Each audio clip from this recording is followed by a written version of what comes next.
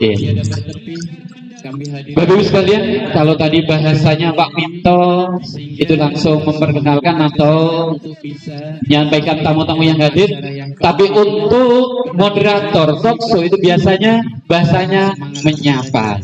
Boleh Bapak Ibu, saya akan menyapa dulu Bapak Ibu yang hadir dalam hal ini dari perwakilan termasuk juga Fasil, yaitu dari BPD3 Provinsi Jawa Timur.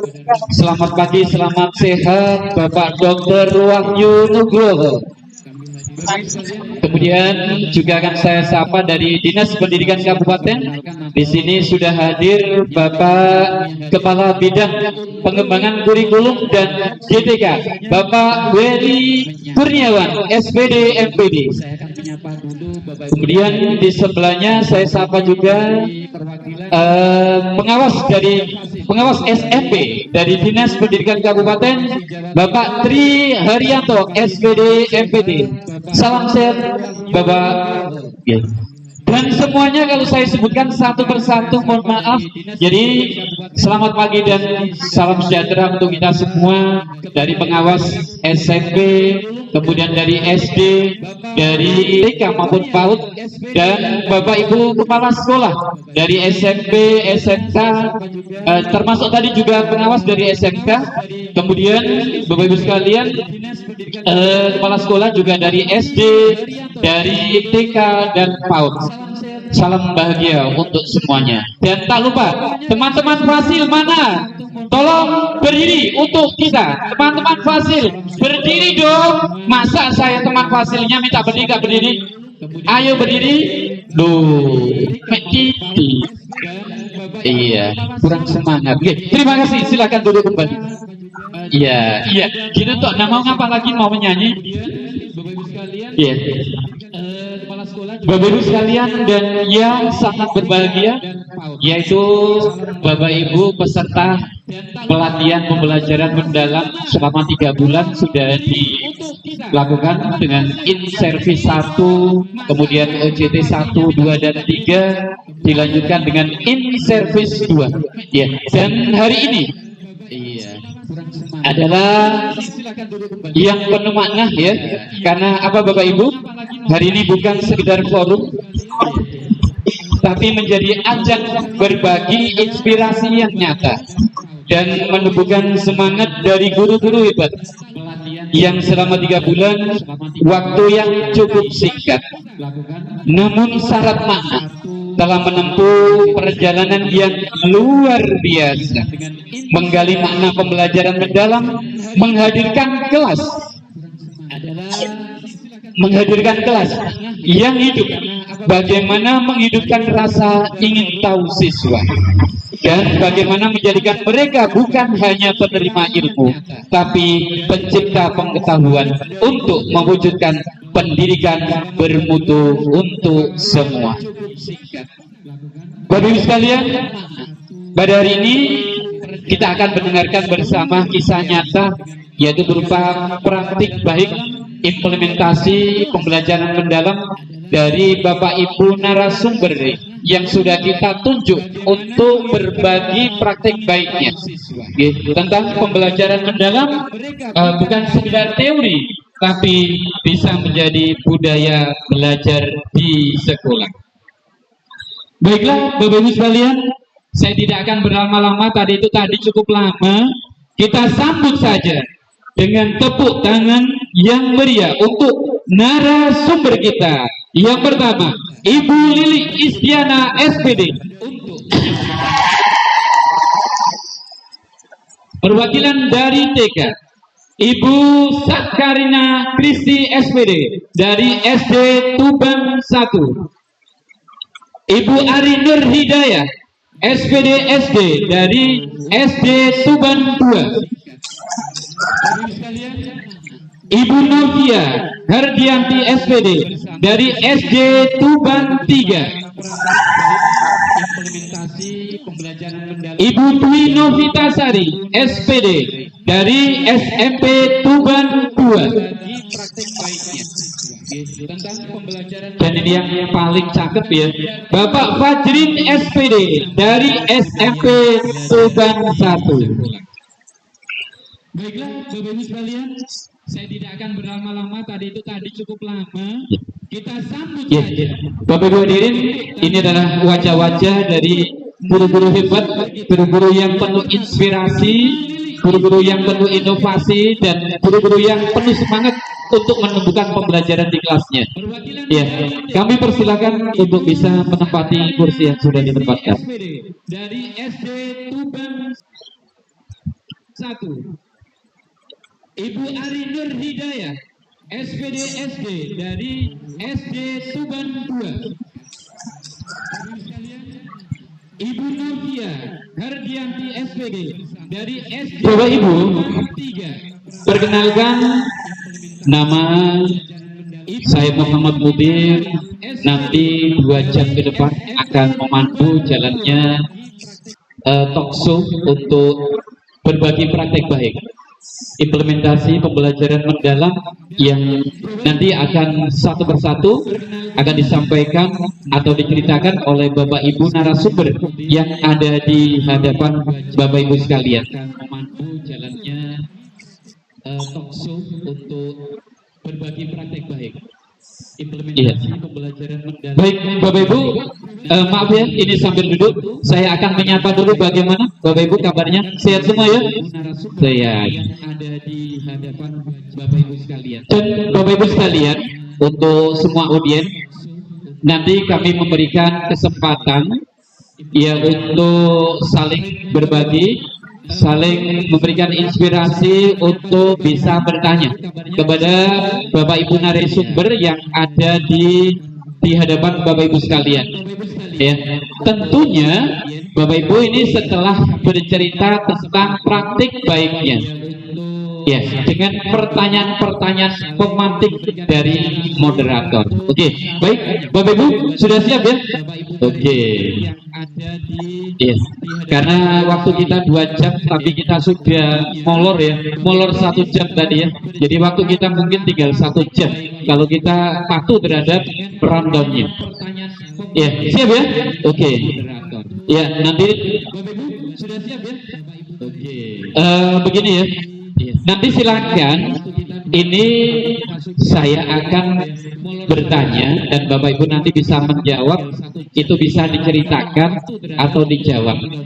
Ya, nanti setiap pertanyaan kami berikan kesempatan untuk menjawab kurang lebih 5 menit, 5-6 menit. Ya, ada 3 pertanyaan yang sudah saya siapkan Bapak Ibu. Tolong itu waktu seefisien mungkin digunakan untuk menjawab. Baik, Bapak Ibu sekalian, ya siap ya? Oke. Untuk menjawab kurang lebih 5 menit, 5-6 menit. Ada 3 pertanyaan yang sudah saya siapkan Bapak Ibu. Tolong itu waktu seefisien mungkin digunakan untuk menjawab. Baik, iya.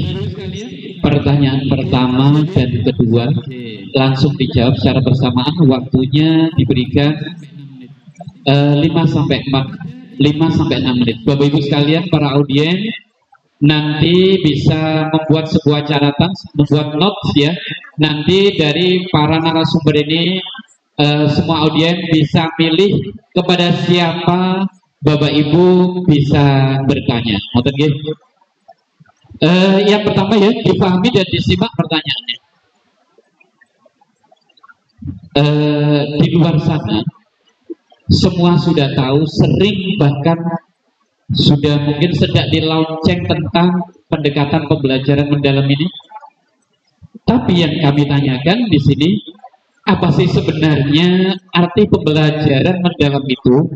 Kemudian apa yang membedakannya dengan pembelajaran biasa yang kita lakukan selama ini? Bisa dipahami? Ya, sekali lagi, apa sih sebenarnya arti pembelajaran mendalam itu?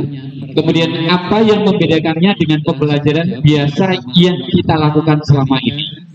Saya lanjut pertanyaan yang kedua, nanti dijawab secara bersama. Sekalian para audien, kemudian bisa membuat sebuah catatan, membuat notes ya. Pada saat Bapak Ibu melakukan implementasi di kelas, tentunya tidak semulus apa yang sudah Bapak Ibu rencanakan.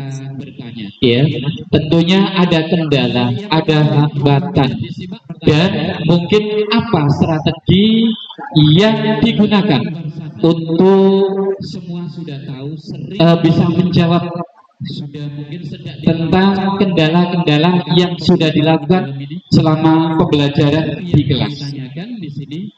Itu gitu, entah itu berupa inovasi atau dan sebagainya. Tolong nanti dijelaskan dan disampaikan kepada semua audiens. Oke, bisa dipahami Bapak Ibu?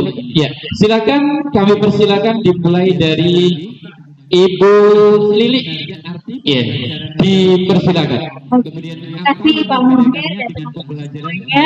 Izinkan saya menyampaikan, tapi sebelumnya saya salam dulu.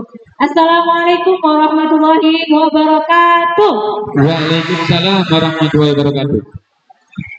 Oke, perkenalkan dulu, saya Lili Istiana dari TK Insan Kamil Tuban yang hari ini mewakili dari PAUD Tuban 1 yang ada di sana. Terima kasih Pak. Jadi ini ceritanya saya mewakili teman-teman yang ada di PAUD Tuban 1.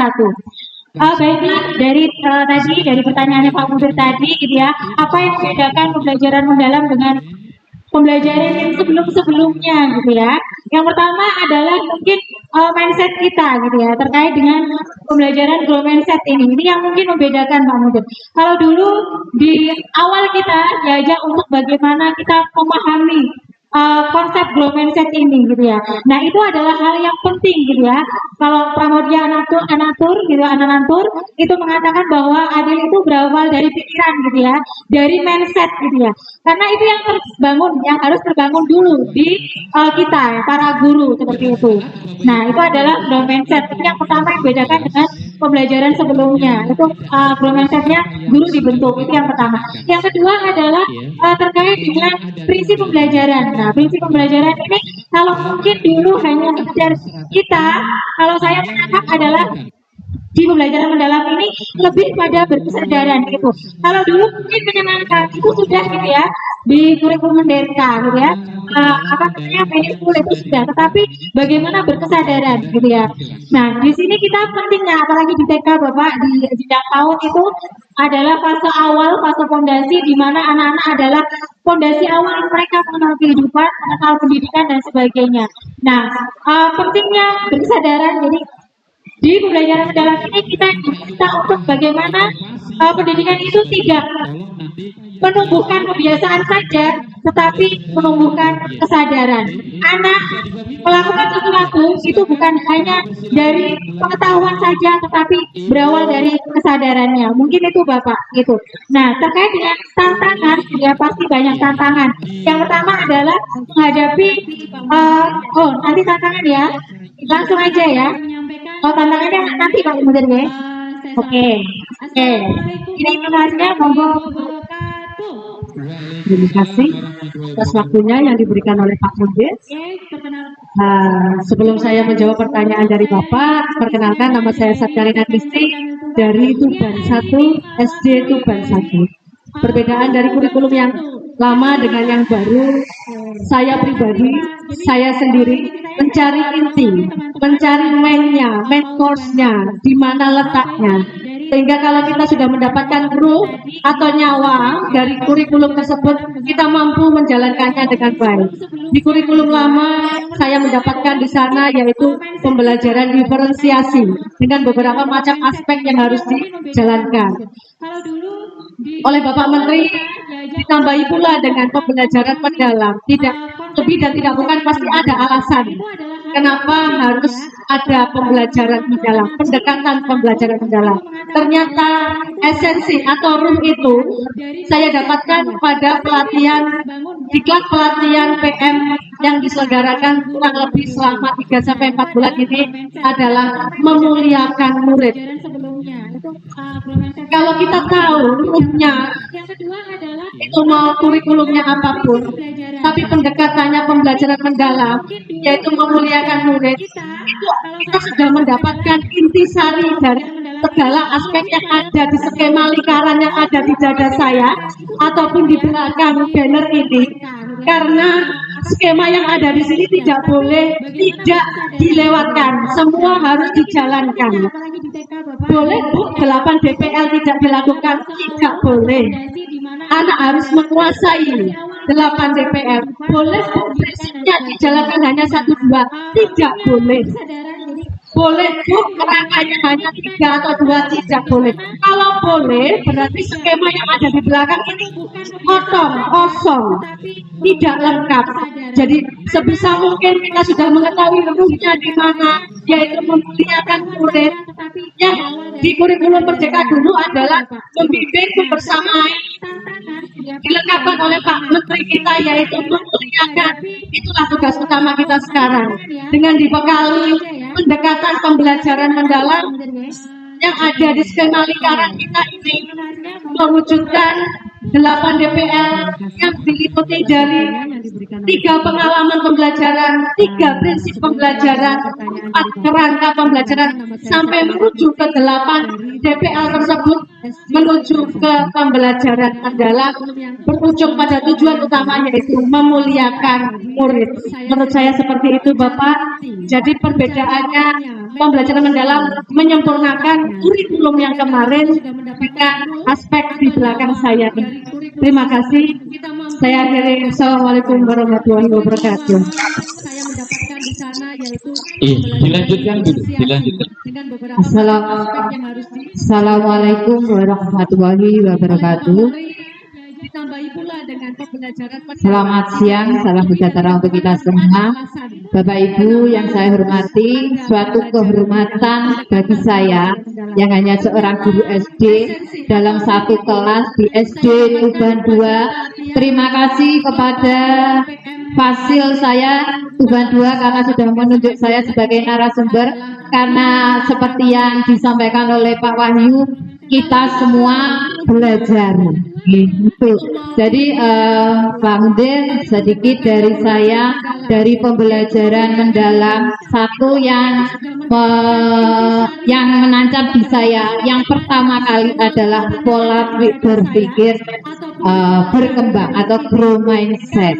Jadi grow mindset harus kita tanamkan ke siswa kita terlebih dahulu. Apalagi gurunya, guru wajib grow mindset, dan ini sangat-sangat luar biasa, termasuk di sekolah saya dan juga di Bugos.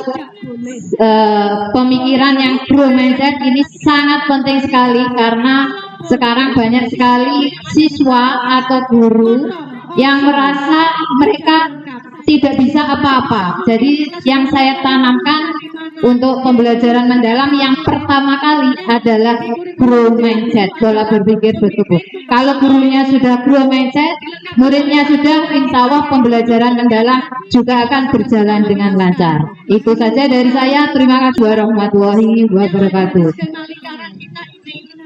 Mewujudkan 8 DPL yang diliputi dari 3 pengalaman pembelajaran, 3 prinsip pembelajaran. Assalamualaikum warahmatullahi wabarakatuh.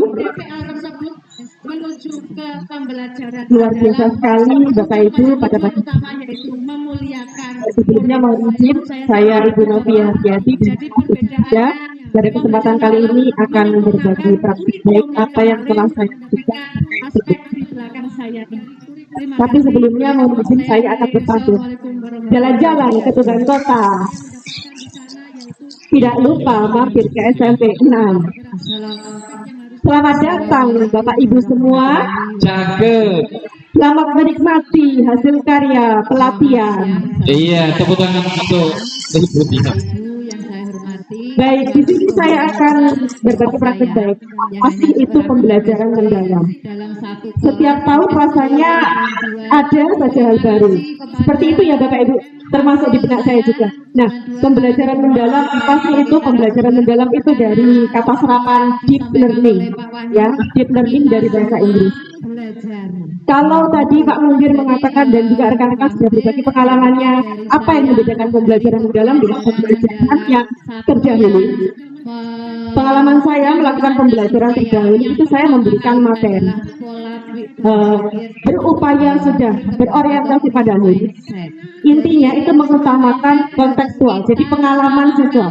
Namun pada pembelajaran mendalam ini, setelah saya mengikuti kegiatan pelatihan mulai dari IN1, OJT 1, 2, dan 3, dan juga IN2 yang berlangsung sampai sekarang ini, ilmu, pengetahuan, dan wawasan serta pengalaman saya alhamdulillah bertambah. Apa sih itu pembelajaran mendalam? Pembelajaran mendalam itu pendekatan yang mengutamakan prinsip 3 joyful, meaningful, dan juga mindfulness, di mana itu diintegrasikan dengan praktik pembelajaran, lingkungan belajar, kemitraan dan pemanfaatan digital yang hasilnya nanti orientasinya itu adalah pada pengalaman siswa, bagaimana dia bisa dan juga merefleksi dari pembelajarannya sehingga terwujudlah dimensi profil lulusan. Itu sedikit pengalaman saya dan ilmu saya bertambah. Bagaimana saya menerapkannya dalam kegiatan pembelajaran?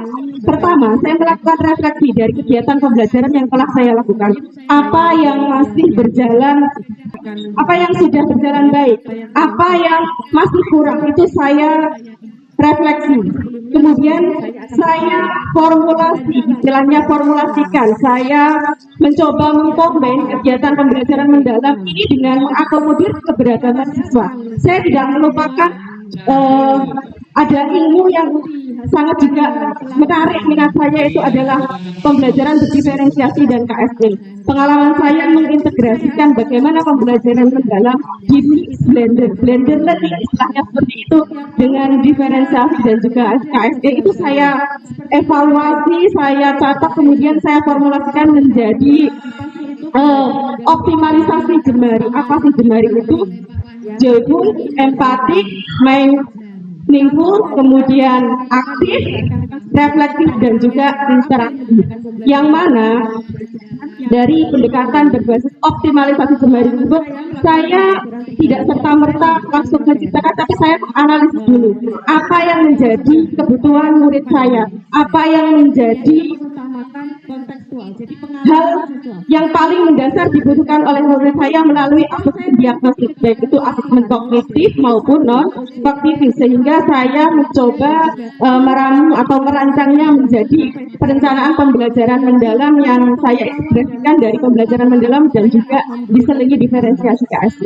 Itu sedikit dari saya. Bisa dilanjutkan, Bu Inovidu. Terima kasih Bapak atas waktunya. Mohon maaf saya izin menjawab pertanyaan yang diberikan tadi.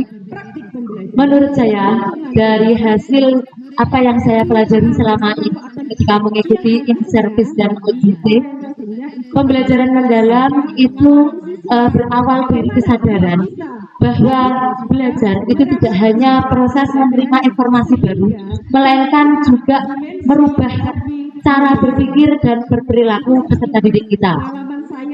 Kemudian pembelajaran mendalam itu juga mendorong peserta didik kita untuk berpikir secara kritis dan terintegrasi, sehingga mereka perlu mendapatkan pengalaman pembelajaran seperti memahami, mengaplikasi, dan merefleksi, sehingga mereka itu tahu apa yang akan mereka pelajari dan mereka sadar perlunya mempelajari materi tersebut, seperti itu. Kemudian secara psikologis juga pembelajaran mendalam itu proses untuk merubah pola pikir dari yang awalnya banyak sekali peserta didik kita berpikiran berpola pikir tetap, kemudian bagaimana caranya kita sebagai pendidik dapat mengubah pola pikir peserta didik kita agar menjadi pola pikir bertumbuh, yaitu memberikan pemahaman, memberikan pengertian, dan membimbing bahwa misalkan mereka memperoleh tantangan, jadikanlah itu sebagai peluang agar mereka mau berproses belajar bersama seperti itu. Selama ini saya beberapa kali telah mempraktikkan pembelajaran mendalam dalam kegiatan saya di kelas, dan strategi yang saya lakukan yaitu diawali dengan saya mengidentifikasi terlebih dahulu apa yang menjadi kebutuhan peserta didik saya, apakah mereka sudah siap atau belum untuk menerima pembelajaran saya. Kemudian saya juga melakukan observasi untuk menentukan bagaimana gaya belajar peserta didik saya, sehingga nantinya ketika saya membuat perencanaan pembelajaran, saya dapat menyesuaikan gaya belajar mereka. Kemudian saya melakukan perencanaan pembelajaran dengan mengintegrasikan seperti tadi, memahami, mengaplikasi agar mereka juga merasakan praktik nyatanya dan menghidupkan konsep apa yang telah dipelajari dengan konteks kehidupan nyata sehari-hari. Setelah itu, mereka juga saya berikan kesempatan untuk merefleksi agar mereka menyadari apa yang telah saya pelajari ini sudah betul atau kurang. Nah, mereka juga dapat mendapatkan kesempatan untuk menilai diri mereka sendiri, menilai orang lain, bahkan juga menilai bagaimana Bapak Ibu memberikan kejelasannya. Seperti itu, sehingga mereka akan tumbuh menjadi peserta didik yang berpikir kritis dan mampu memberikan tanggapan atas apa yang telah mereka pikirkan dan mereka rasakan. Seperti itu, Bapak. Apa yang akan mereka pelajari dan mereka sadar perlunya mempelajari materi tersebut. Terima kasih. Assalamualaikum warahmatullahi wabarakatuh. Secara psikologis juga pembelajaran Perkenalkan, saya Fajri, satu-satunya perwakilan pemateri yang paling cakep, nah yang lain cewek ya. Izinkan saya untuk menyapa rekan-rekan saya di Tuban 1 dulu. kemudian bagaimana cara SMP Tuban 1.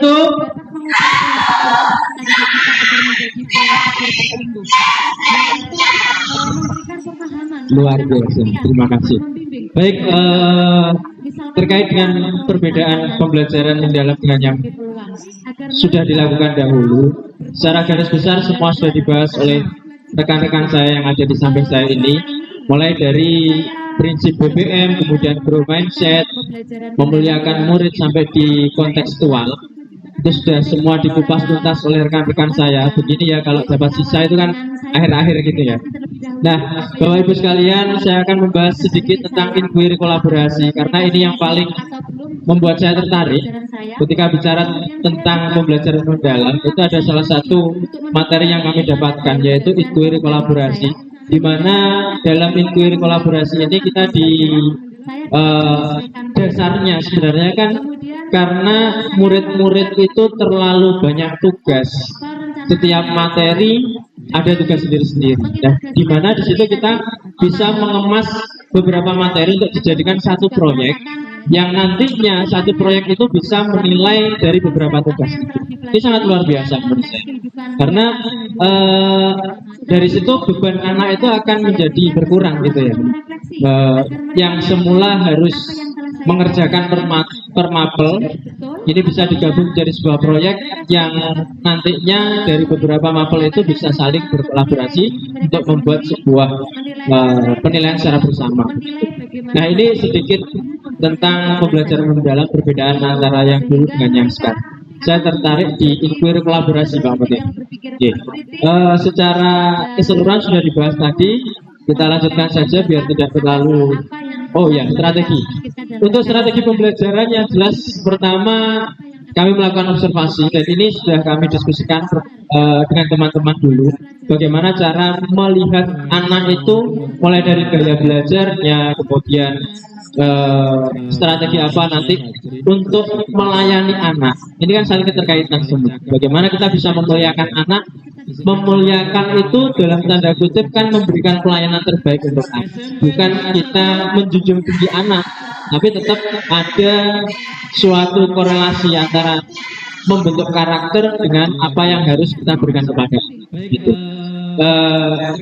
Yang disampaikan Bu Novi SMP 2 tadi, SMP 2 ya, karena Novinya ada 2 di sini. Ini kan disampaikan juga bahwa di akhir harus ada refleksi. Refleksi itu bagaimana kita bisa mengetahui apa sih sebenarnya kekurangan dari pembelajaran yang sudah dilakukan ketika pembelajaran di dalam kelas. Demikian Pak Mudir, terima kasih sedikit dari saya. Saya kembalikan ke moderator. Karena ini yang paling membuat saya tertarik. Iya, Bapak Ibu sekalian, jawaban yang luar biasa dari para narasumber kita. Tepuk tangan dulu dong. Iya.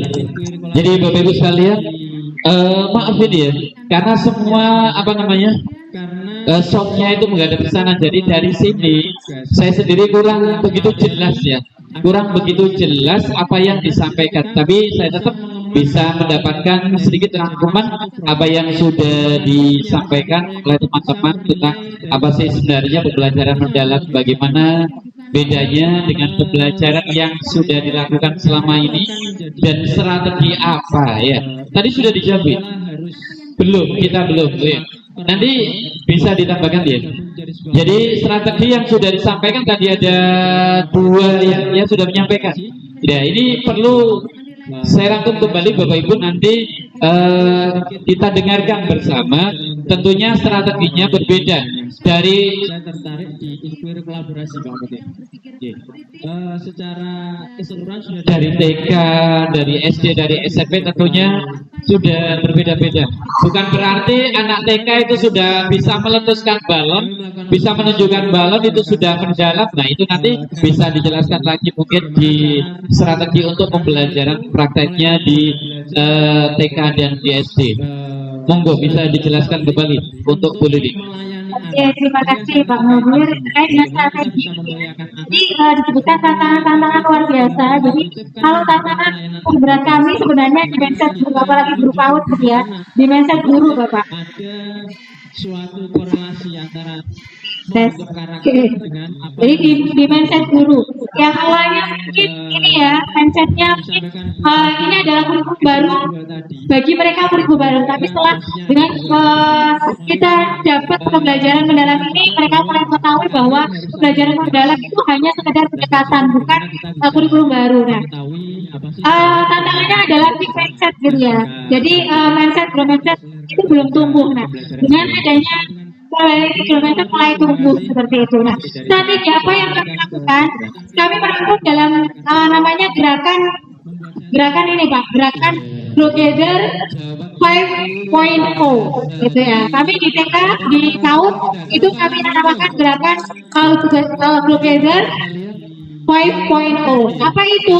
Yang pertama adalah optimalisasi Kombel yang mungkin di Kombel gitu ya. Jadi sebagai Kombel itu bagian esensi tadi kita Pak Mudir. Jadi pembelajaran itu tidak bisa ini tanpa adanya RPP atau pembelajaran yang lengkap dan sebagainya yang sesuai dengan pembelajaran mendalam. Itu yang pertama. Yang kedua yang adalah optimalisasi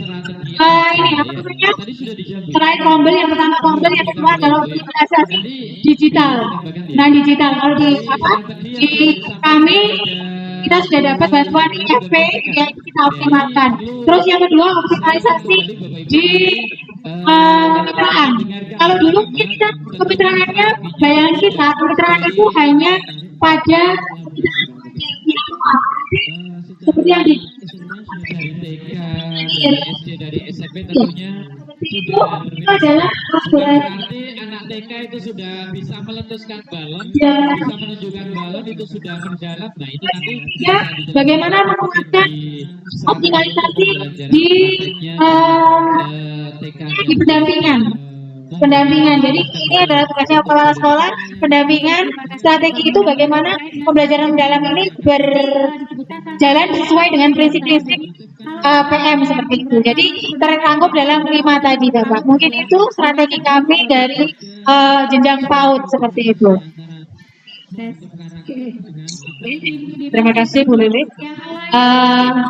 Kalau untuk saya pribadi Pak, strategi implementasi pembelajaran mendalam yang saya lakukan selama ini di kelas, kurang lebih dari bulan Juli sampai bulan Oktober. Hal yang pertama saya lakukan adalah mengetahui kebutuhan peserta didik saya, karakter peserta didik saya dulu. Hal tersebut saya lakukan analisis di tahun ajaran, karena sekarang kan tidak boleh menggunakan asesmen diagnostik, karena kan asesmen diagnostik membutuhkan peran penting dari beberapa tenaga psikolog. Jadi saya lakukan analisis dulu terhadap anak saya secara numerasi dan literasi. Setelah itu saya bisa mengetahui kebutuhan apa yang dibutuhkan peserta didik saya, serta karakter apa yang dimiliki peserta didik saya. Itu yang saya lakukan pertama kali dalam pengimplementasiannya. Kemudian tadi berpangkal pada memuliakan murid, apa toh yang dibutuhkan anak saya. Cara memuliakan murid, karena murid saya adalah peralihan dari TK ke SD yang fase A kelas 1 masih bergelut pada kegiatan motorik atau gerak. Jadi semua hal pembelajaran saya kaitkan dengan permainan. Gerak fisik aktif, semuanya berhubungan dengan permainan. Bermain sambil belajar, itu strategi saya. Karena penanaman konsep pun secara penjelasan materi bagi mereka tidak pernah dipedulikan. Jadi saya ajak untuk bermain. Jadi di kelas saya itu banyak APM yang berhubungan dengan permainan, tetapi berhubungan dengan pembelajaran. Mungkin bisa ditampilkan oleh bapak-bapak atau ibu yang ada di bawah yang memegang laptop. Di sana ada bukti fisik bahwa di sana saya menggunakan strategi bermain sambil belajar. Itu yang saya gunakan. Sekarang ke hambatan dan kendala. Hambatan milik saya, kendala dimiliki oleh murid saya. Hambatan tadi seperti disampaikan oleh Bapak Willy, yang utama adalah dimiliki oleh guru. Hambatan saya yang utama adalah kita sebagai guru harus fokus. Yang membuat kita tidak fokus apa? Pekerjaan tambahan. Saestu. Pekerjaan tambahan, permintaan yang dadakan itu membuat kita tidak fokus, Bapak. Meskipun kita sudah mempersiapkan di malam harinya, 2 hari sebelumnya, membuat perencanaan pembelajaran yang sesuai dengan di belakang ini, tetapi kalau ketika ada panggilan pekerjaan dadakan itu sudah bubar, tidak fokus. Itu hambatan saya. Kendalanya apa? Kendala dimiliki oleh murid saya. Di tahun ajaran ini 18 murid saya, 3 murid saya berkebutuhan khusus belum terdeteksi. Kenapa saya katakan belum terdeteksi? Karena kami belum meminta bantuan pihak psikolog untuk melakukan tes lebih lanjut. Apakah ini termasuk berkebutuhan khusus ADHD atau apapun? Itulah kendala dan hambatan. Kalau strategi saya, karena bertolak pada karakter tadi dan kebutuhannya dari TK ke SD, yaitu masih berhubungan dengan gerak dan bermain, saya menyediakan metode, media, alat peraga berupa permainan. Sudah saya siapkan di paparannya, dan pada buktinya bisa di-scroll dari slide keempat paling akhir. Terima kasih. Itu Bapak yang saya lakukan selama ini. Alhamdulillah pembelajaran mendalam di SD saya, di kelas saya berjalan dengan baik. Saya selalu lakukan refleksi dan asesmen agar mengetahui karakter dan kebutuhan murid. Terima kasih. Assalamualaikum. Iya, terima kasih. Tepuk tangan dulu dong untuk narasumber kita yang sudah memberikan jawaban yang luar biasa. Ibu juga belum ya tadi ya untuk bisa menyampaikan strategi yang implementasi pembelajaran ke dalam di kelasnya. Monggo. Terima kasih atas waktunya. Untuk saya, kendala di pembelajaran yang pernah saya rasakan dari praktek baik yang sudah saya lakukan, yang pertama itu dari alat peraga. Contohnya saja kemarin yang sudah saya laksanakan adalah saya mengajar anak tentang rangka manusia. Jadi ya, untuk alat peraga berupa torso itu tidak ada. adapun itu sudah rusak dan tidak terbentuk, jadi tidak berbentuk. Jadi untuk pembelajaran ini guru dituntut untuk kreatif dan inovatif. Jadi pertama yang saya lakukan adalah saya menggunakan video, jadi tentang gambar rangka manusia. Kemudian siswa saya beri lembar LKPD untuk mengisi dan menonton untuk mengisi sesuai dengan video yang saya tayangkan. Setelah itu, setelah saya melakukan penilaian, ternyata hanya dari 35 siswa saya yang bisa atau strategi saya ini kurang berhasil. Akhirnya di pertemuan berikutnya saya menggunakan permainan dengan membuat rangka manusia, dari model atau wayang rangka manusia. Jadi saya printkan gambar rangka manusia, kemudian siswa saya suruh menyusun dengan tulang-tulang persendiannya ini digabung atau digabungkan dengan menggunakan kertas, karton atau kardus bekas dan digabung dengan menggunakan benang bol. Jadi setelah itu ditancapkan dengan tusuk sate. Jadi anak-anak bermain dan juga harus menghafal. Dan ini saya lakukan per individu. Jadi setiap anak harus bisa membuat satu. Ini tidak berkelompok. Dan setelah jadi nanti anak-anak saya minta presentasi ke depan dan menunjukkan lokasi tulang ini di mana, tulang selangka mana, belikat mana, dan seterusnya ini. Dan untuk anak-anak yang tidak bisa atau dalam satu kelas pasti ada anak yang kurang dalam pembelajaran, kecerdasannya kurang, nanti bisa dibantu oleh teman yang lain. Jadi saling membantu, kolaborasi. Jadi saya minta bantuan siswa yang sudah mahir dan hafal untuk membantu temannya yang tidak bisa itu.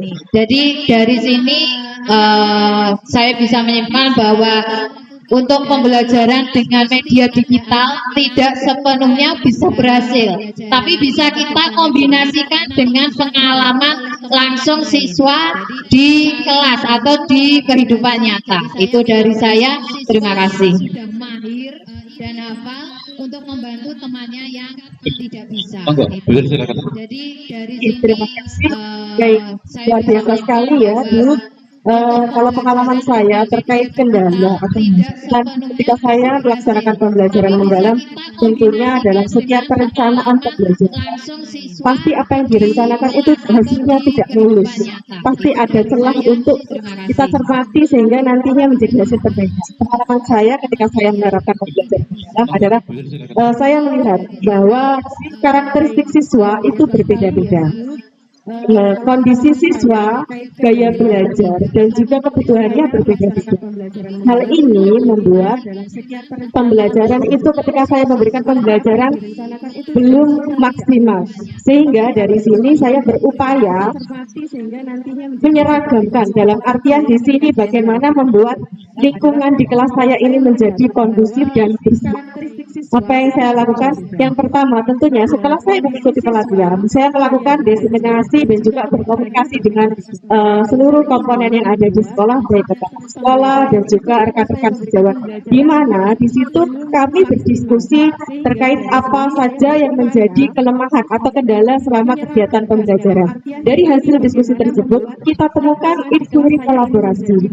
Yang nantinya dari inquiry kolaborasi itu kita praktekkan tidak hanya di kelas saya, tapi saya juga berharap dan juga kepala sekolah itu bisa mempraktekkan di kelas-kelas lain, sehingga semua komponen kegiatan pembelajaran mendalam itu bisa berdampak menghasilkan dimensi profesi khususan yang bermutu, mewujudkan generasi emas.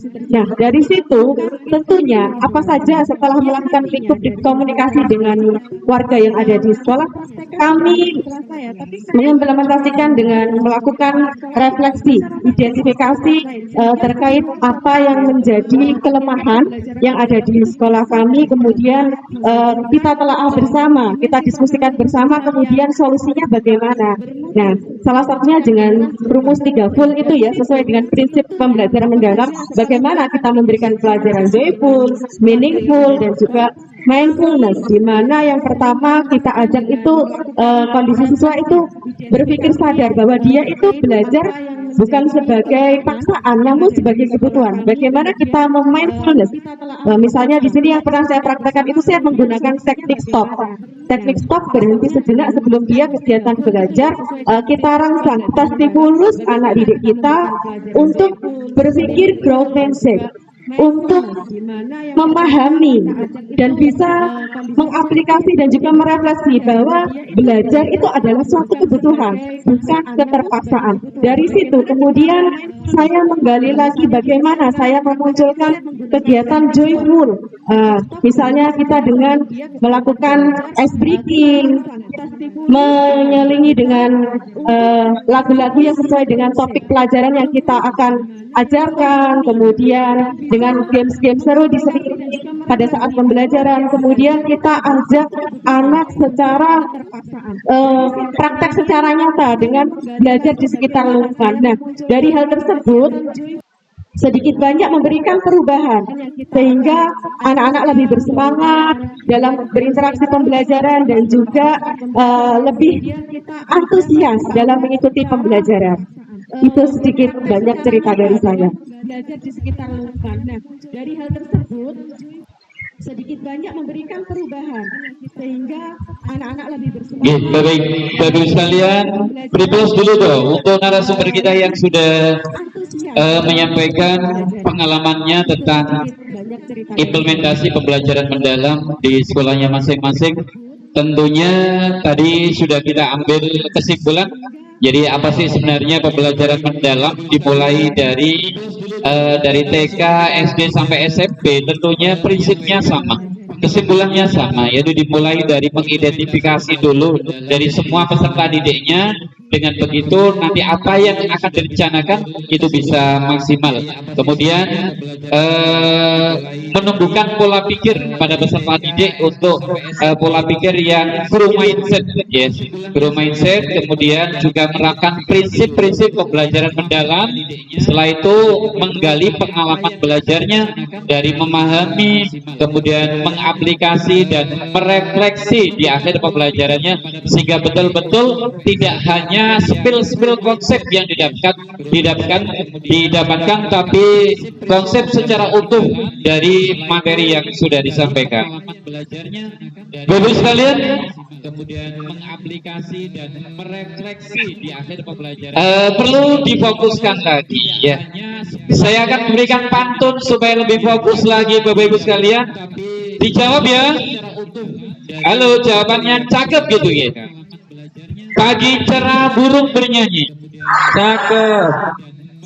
Suaranya merdu di dahan jati, cakep. Ayo semangat, jangan mengantuk lagi, cakep. Karena inspirasi masih akan kita nanti. Tepuk tangan untuk kita semua.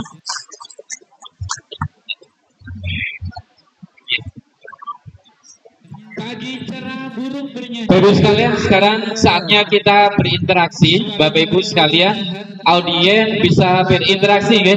Sebenarnya masih ada satu pertanyaan, tapi nanti ini kami berikan kesempatan kepada audien ya, karena memang suhu semakin memanas ya. Bukan pikiran yang memanas, tapi suasana yang panas kan, memang benar panas, apalagi di panggung kita.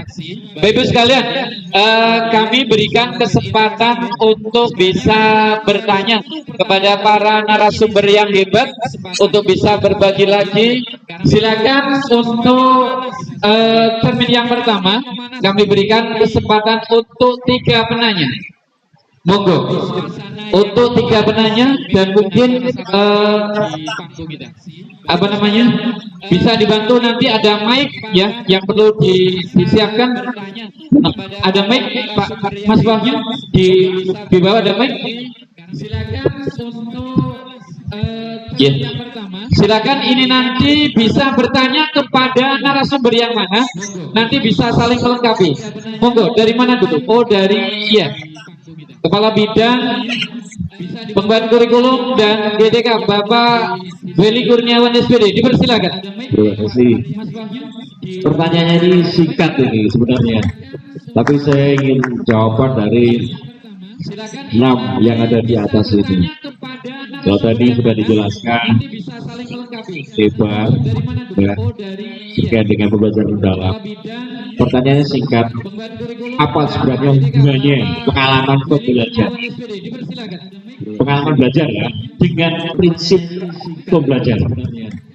Tapi saya ingin jawaban dari monggo nanti bisa dijawab yang ada di atas ini. Pengalaman belajar dan prinsip pembelajaran. Oke, terima kasih. Ya, terkait dengan pembelajaran mendalam. Monggo Pak Kudir. Apa sebenarnya hubungannya pengalaman pembelajaran? Itunya. Belajar ya, dengan prinsip pembelajaran.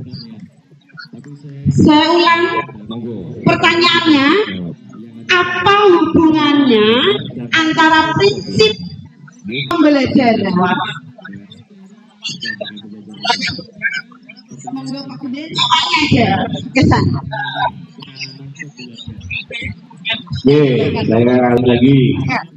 Apa hubungannya pengalaman belajar ya dan prinsip pembelajaran?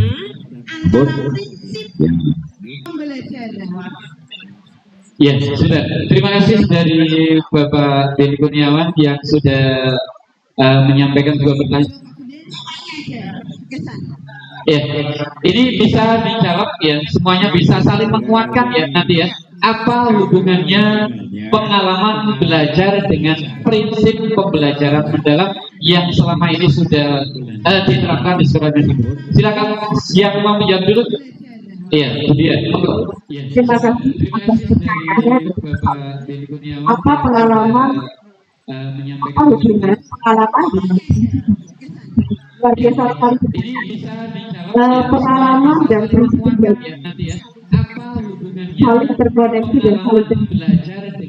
Pengalaman tidak akan diraih prinsip pembelajaran.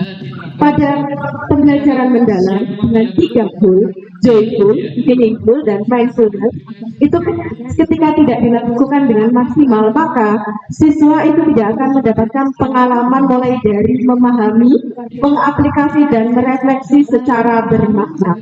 Tentu dalam hal ini, prinsip pembelajaran mulai dari joyful, mindful, dan juga meaningful harus dikuasai, harus terpatri, harus terpola pikir secara growth mindset oleh kita sebagai Bapak Ibu Guru, sehingga kita bisa memberikan pembelajaran dampak dan memberikan anak didik kita mengalami pemahaman, pengaplikasian, dan juga refleksian secara bermakna. Mungkin ada tambahan dari rekan-rekan. Iya, luar biasa. Mungkin ada yang mau menguatkan untuk ini hubungannya.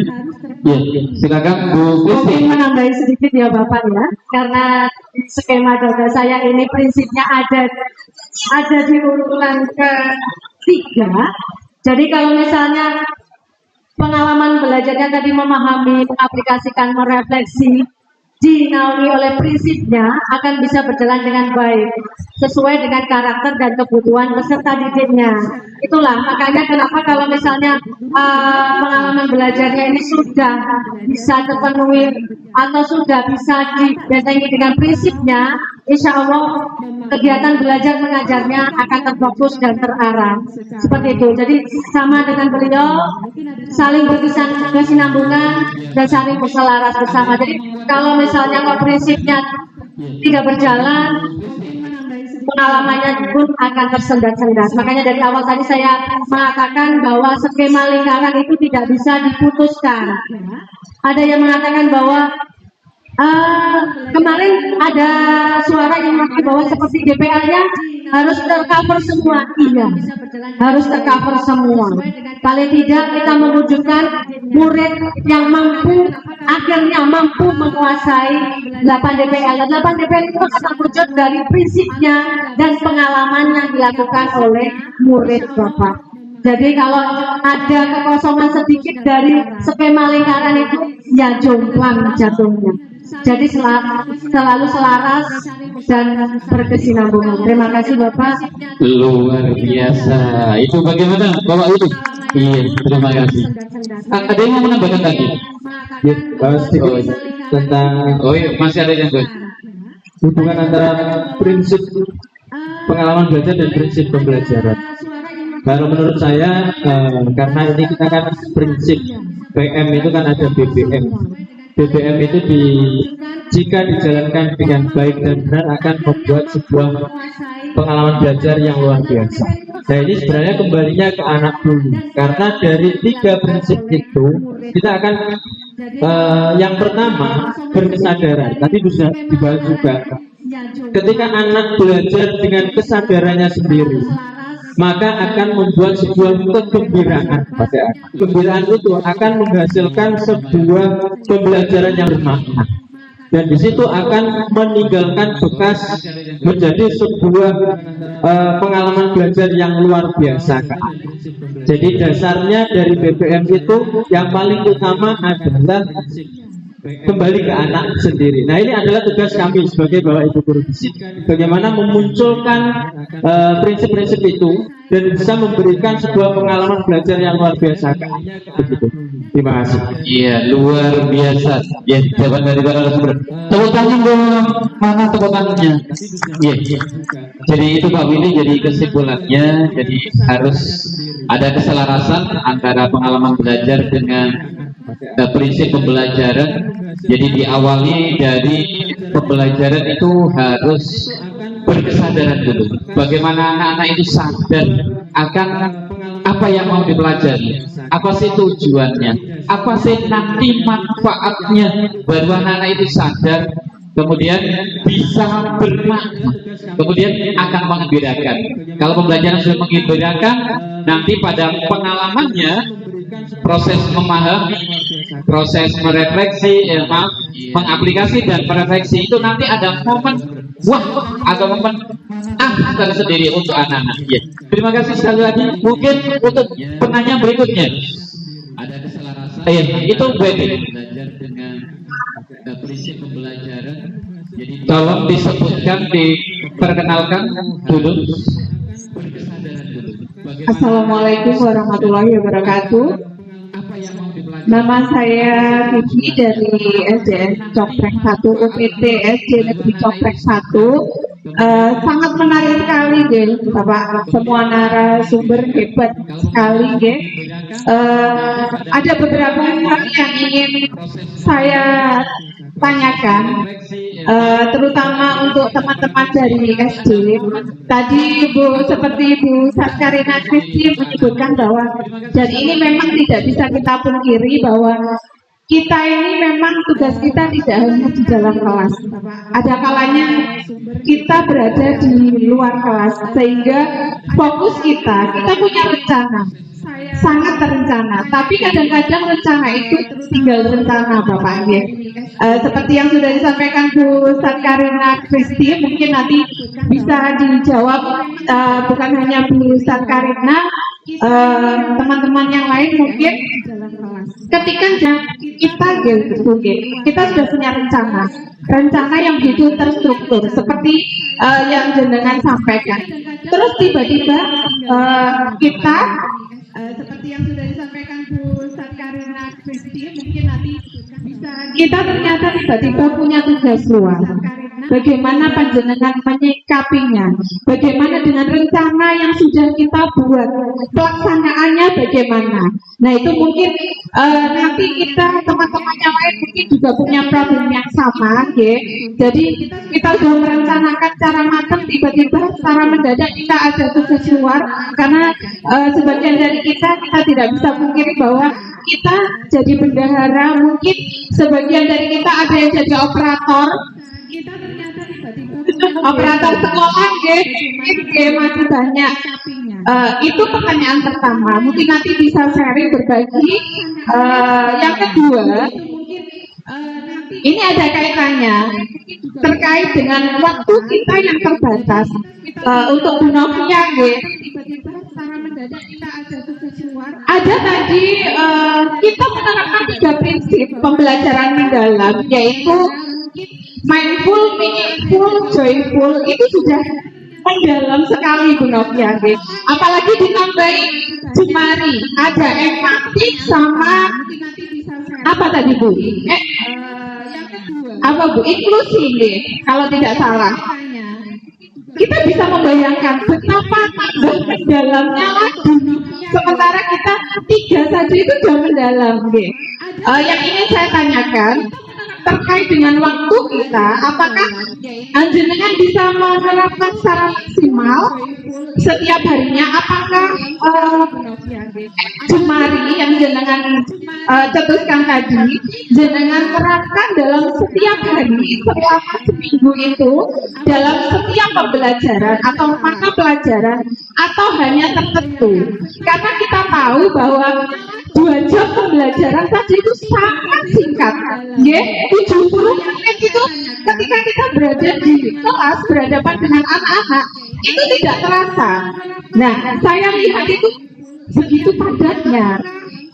Kita harus memunculkan beberapa dari prinsip yang jenengan cetuskan tadi, yaitu jemari. Matur mawon Bapak, pertanyaan dari saya. Matur nuwun sebelumnya. Assalamualaikum warahmatullahi wabarakatuh. Waalaikumsalam warahmatullahi wabarakatuh. Luar biasa pertanyaannya. Langsung bisa dijawab Bu. Yes. Untuk menjawab pertanyaan pertama dari Bu Vivi dari SD Compreng 1, apa yang saya lakukan ketika ada pekerjaan mendadak yang mengharuskan saya meninggalkan murid saat itu? Di setiap kelas di UPT SD Negeri Sumurgum 2 selalu ada papan QR atau yang bisa kita scan Pak ya, papan QR untuk keseluruhan PP untuk 1 bulan, dan ada QR untuk yang hari itu. Jadi ketika tiba-tiba saya meninggalkan kelas, guru pengganti atau guru piket biasanya langsung men-scan yang QR untuk hari itu ada berapa mapel. Sebelumnya memang sudah menjadi habitually saya atau kebiasaan saya menyiapkan LKPD per mapel ini, karena sekarang kan tidak boleh mengadakan LKS ya Bapak ya. Jadi saya siapkan di depan meja saya per map. Kalau nanti kok saya tiba-tiba di jam kedua menghilang, ini map kedua. Untuk alat peraganya bagaimana Bu? Sudah saya setting di belakang kelas itu ada rak APM. Sudah saya setting 1 hari sebelumnya, karena saya termasuk guru yang suka memplanning sesuatu Pak. Ketika pembelajaran akan saya lakukan di hari Rabu, saya seninnya sudah menganalisis murid saya, sudah mencari, memberikan pertanyaan pematik untuk mempersiapkan pembelajarannya. Saya tidak bohong, itu sudah saya lakukan 3 tahun karena saya dulu jebolannya PSP. Jadi ketika saya ingin mengajarkan bangun datar, saya hari Rabu, saya senang menanyakan ke anak-anak, kamu tahu bangun tidak? Dan mereka menjawab, bangun tidur ya Bu. Oh berarti tidak tahu. Jadi asesmen awal saya, apa yang harus merangsang stimulus anak untuk ke arah materi itu. Dan untuk kembali lagi ketika saya meninggalkan tugas tadi, ya kami sudah disiapkan oleh kepala sekolah menyiapkan VR yang bisa di-scan, itu hal yang pertama. Jadi tidak perlu mengeprint persiapan pembelajarannya, jadi bisa di HP-nya yang menunggui. Kemudian beliau bertanya, LKPD-nya di mana Bu Kristi? Di meja pada rak warna biru. Untuk hari itu warna biru Pak. Yang belum dinilai warna hijau, yang sudah dinilai warna merah. Saya berikan warna memang. Terus apakah harus saya menjelaskan Bu Kristi? Karena ini pertemuan pertama, mohon dijelaskan Bu. Kalau ini pertemuan memberikan LKPD saja dan penguatan, saya berpesan seperti itu karena bukan saya mensangsikan kemampuan guru yang menunggui Pak, tapi saya itu ada kebanggaan tersendiri ketika saya menjelaskan konsep untuk murid saya. Itu yang keegoisan saya sebagai guru kelas, Pak. Mohon sewu. Bukan berarti guru yang menunggui tidak pintar, tidak. Saya suka menanamkan konsep untuk murid saya karena saya pikir mereka anak saya, mereka saya lahirkan gitu, jadi saya memberikan konsep itu pertama kali. Tapi kalau untuk pertemuan-pertemuan berikutnya, monggo dipersani di R tersebut perencanaan pembelajarannya, begitu LKPD-nya saya tinggal, jadi saya tenang. Sampai jam 3 sampai jam 5 misalnya kalau pertemuan bos saya tenang. Ya, terima kasih. Seperti itu, Bu. Itu yang kami lakukan di UPT SD Sumurkung 2. Saya suka menanamkan konsep untuk murid saya karena saya pikir mereka anak saya, mereka. Baik, terima kasih. Izin menyambung dari pertanyaannya Bu Bibi tadi kepada saya. Langsung saya jawab. Ada 2 pertanyaan sekaligus menambah pertanyaan ya terkait memang Bapak Ibu ya. Saya juga mengalami dilema ITK. Ketika kita mengikuti pelatihan ini, di satu sisi ada jiwa kita itu bagaimana ya murid saya di kelas. Terus kalau saya tidak ikut pelatihan ini juga salah. Kalau saya meninggalkan juga salah. Saya juga mengalami dilema etika. Begini benar, begini benar. Jadi pilihan. Apa yang harus saya lakukan? Ketika saya menghadapi situasi sulit, kemudian saya mengidentifikasi, merumuskan dulu mana nih yang menjadi skala prioritas. Kebutuhan mana yang harus saya dahulukan. Itu saya lakukan terlebih dahulu. Misalnya, saya juga mendapatkan tugas tambahan sebagai operator Bapak Ibu. Perlu diketahui juga bagaimana saya membagi tugas saya sebagai operator dan sebagai guru kelas. Itu tentu saya akan melis untuk bulan ini target saya harus saya selesaikan itu apa. Apakah tugas operator ataukah di kelas itu saya harus membuat soal ulangan atau membuat media pembelajaran atau mengikuti pelatihan, itu saya list dulu. Kemudian setelah saya menetapkan skala pilihan yang saya buat catatan, saya menentukan skala prioritas. Mana dulu yang harus sekarang selesaikan. Setelah itu saya memanajemen setiap kegiatan ini. Saya punya target. Jadi misalnya saya diberi tugas tambahan sebagai operator. Ketika deadline mengerjakan aplikasi Dapodik sebelum 31 Juli itu sudah harus sinkron, maka saya di sela-sela waktu setelah jam mengajar saya berupaya menyelesaikannya. Jadi yang pertama tips dari saya ketika saya menghadapi berbagai dinamika kegiatan yang tidak hanya tentunya mengajar namun juga ada kegiatan lain. Yang pertama adalah saya menentukan skala prioritas. Kemudian saya memanajemen waktu mana dulu yang harus saya dahulukan. Terus kemudian terkait pertanyaan kedua dari Bu Vivi, terima kasih sekali sudah menyimak tadi apa yang saya sampaikan. Terkait jemari itu saya ambil ketika saya melakukan identifikasi, melakukan refleksi apa yang masih kurang di kelas saya. Nah, apa yang masih kurang itu adalah aktivitas ketika anak itu berempati atau empati ya, kemudian aktif dan juga reflektif itu masih kurang, sehingga saya berupaya melakukan praktik baik dengan jemari dengan mengupayakan joyful, meaningful dan juga inklusif, di mana di sini ada keterkaitan combine atau blended learning antara pembelajaran mendalam dan juga pembelajaran berdiferensiasi yang juga ber-KSN. Apakah itu saya terapkan setiap hari? Begitu yang ditanyakan tadi. Saya selalu berupaya melakukan praktik baik setiap hari. Upaya saya. Namun biasanya memang suatu rencana itu tidak akan sempurna. Pasti ada celah, pasti ada sesuatu untuk kita kritisi.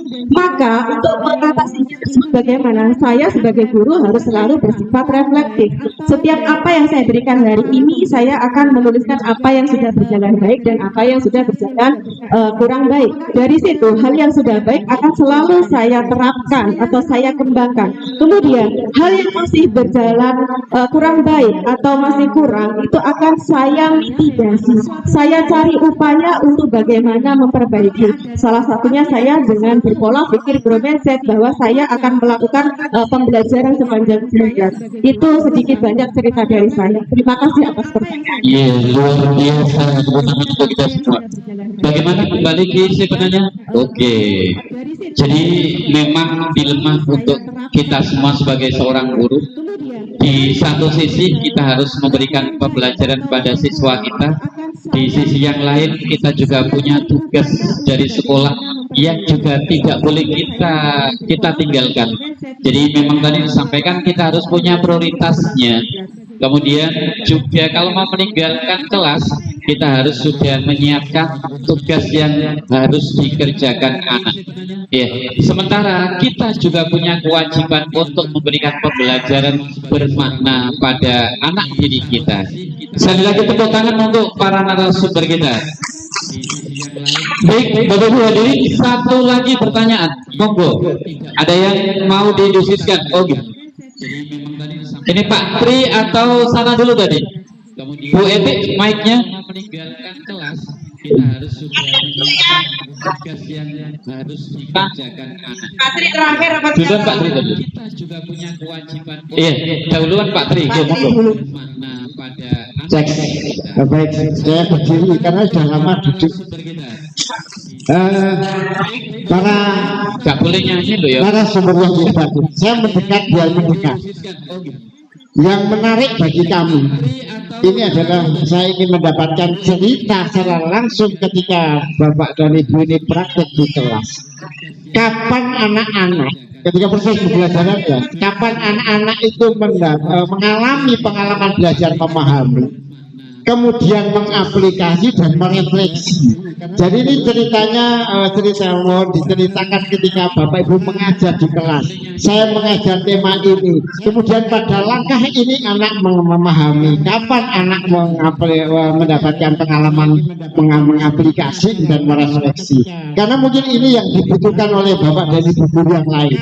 Kalau ceritanya secara teoritis bahwa prinsip pembelajaran ada 3 kebijakan bermakna dan kesadaran, kemudian mendapatkan pengalaman ini sudah kita dengar semua. Saya ingin dengar ceritanya di kelas, ketika Bapak Ibu mengajar, biar lebih mudah para ibu untuk bisa meniru seperti itu. Saya kira itu aja. Terima kasih. Terima kasih Pak Tri, pertanyaannya luar biasa. Jadi bisa saya ulangi, kapan anak-anak itu mendapatkan pengalaman belajar, memahami, kemudian mengaplikasi, kemudian merefleksi. Monggo, siapa dulu yang mau menjelaskan? Ceritanya di kelas ketika Bapak Ibu mengajar, biar lebih mudah para ibu untuk bisa meniru seperti itu. Mohon izin. Praktek di kelas, pada saat praktek di kelas. Mohon izin menjawab, saya sedikit berbagi cerita. Terima kasih atas pertanyaannya Pak Tri, luar biasa sekali. Baik, pengalaman saya ketika saya mempraktekkan pembelajaran mendalam, bagaimana murid saya bisa memahami, mengaplikasi dan juga berefleksi. Itu saya lakukan ketika saya mengajarkan pelajaran IPAS. Di mana di pelajaran IPAS itu pada bab ekosistem itu ada materi komponen biotik dan abiotik. Di mana proses memahami itu saya mengajak anak belajar sesuai dengan kebutuhannya.